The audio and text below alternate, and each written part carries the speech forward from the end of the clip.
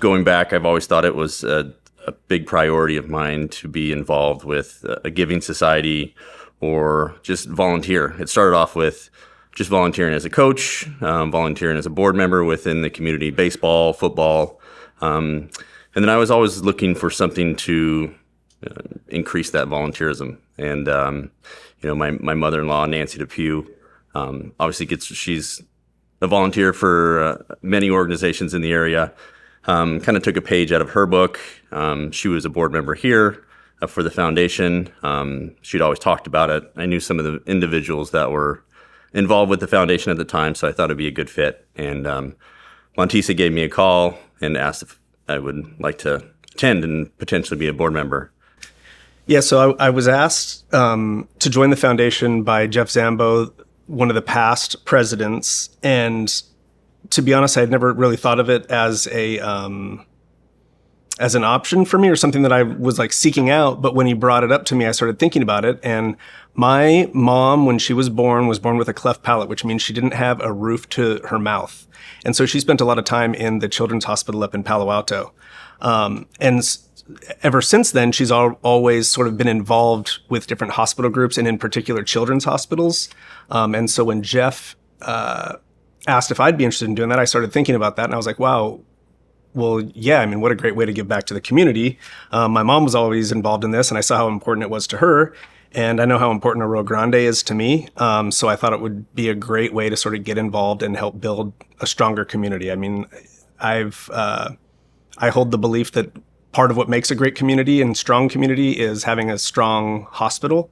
And the reputation of Arroyo Grande Hospital has really improved over the last, let's say, decade since Dignity took over. And so to be a part of that sounded like a great opportunity. I mean, I've been on the board for how long? I've used the emergency room a couple of times. But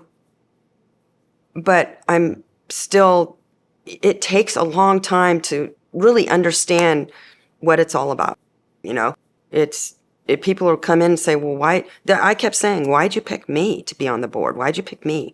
People are saying the same thing. Denise says the same thing. Denise!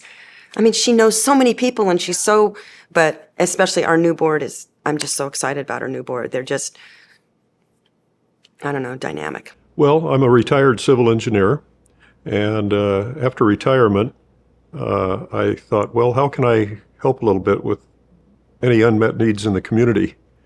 And the easiest thing to think of course, is the hospital, because that really touches almost everybody in the community. I've been volunteering for 7 or 8 years now, and I've absorbed a lot as I go through almost every part of the hospital, all of the various departments.